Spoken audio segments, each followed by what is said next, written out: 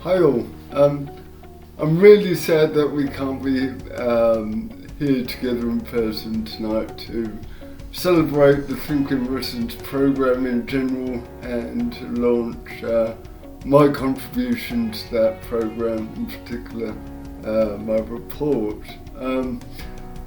It's been a privilege to be the Think in Residence, and I've met, engaged with and been supported by some amazing people. So thank you. And I was so looking forward to meeting you all again and putting the social back in social capital residences. But we are where we are, looking back over the work, over the seminars, the meetings, and given the global pandemic emergency we're all facing.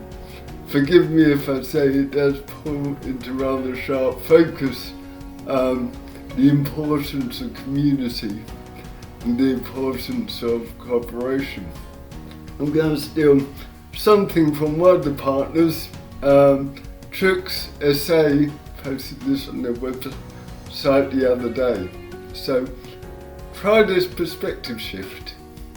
Instead of seeing social distancing and travel bans as panic, try seeing them as acts of mass cooperation intended to protect the collective whole. This plan is not about individuals going into hiding, but it's a global deep breath, an agreement between humans around the planet to be still. Now for me that's a bit difficult. Be still in hopes that the biggest wave can pass without engulfing too many of the vulnerable amongst us. And that got me thinking about one of the first diagrams I put up at the CoOp Forum back in 18, which was all about, it's a famous image about two donkeys working together for mutual benefit. And contrast that with some of the scenes we've seen in our supermarkets, the panic buying, the hoarding, and the selfishness. We have a lot to learn from cooperation and mutual aid, and I hope these lessons are learned and not forgotten. We have a lot to learn from the environment, and again, these are some of the slides I used in some of my presentations as thinker. The swallow's mimation, or the flock of geese flying. Collaborate for common good. And that's what cooperation is all about, and that was the focus of my Think in Residency. What common good, what cooperatives, what are the cooperative mutually based answers to some of the significant challenges facing us? And I just want to highlight the report and the work was carried out way before COVID-19 surfaced in Wuhan. If you look back in history at cooperation, whether that be the Rothschild pioneers, Mondragon, elsewhere, it's all been about a response, a community response to a crisis, whether it be the spread of civil war, unadulterated food products, or unemployment. And the report, in a sense, is organised in that way. It identifies the key economic and social problems, challenges facing South Australia, and it identifies some specific cooperative solutions to some of those challenges, and then comes up with a series of recommendations which says, okay, if co-ops can deliver a solution, what does the state need to do and what do we need to do to make that more likely? Given my background in health and social care, the focus of the report is around disability, health and care. And again, these scenes aren't COVID-19 scenes. These are scenes from the UK in 2017 and 18.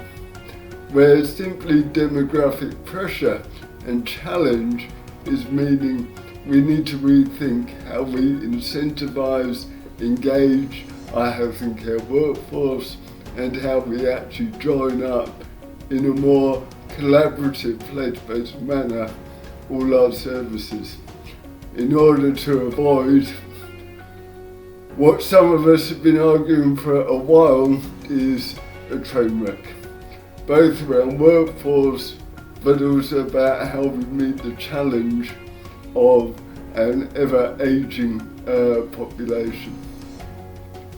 And for me, ownership matters so much. It's not about tweaking things, it's not about coordinating stuff in a different way. It's giving genuine ownership of provision, of production to people on the front line. So we've got agility, so we can act like the mimosa swallows or the flock of geese, that we intuitively know what's of mutual benefit and not self-interest. And the report sets out a series of mutual solutions to some of the big challenges facing South Australia, both in terms of place-based care, re-engineering the care sector, how we articulate choice and control in NDIS, and that drops out into a series of prototypes.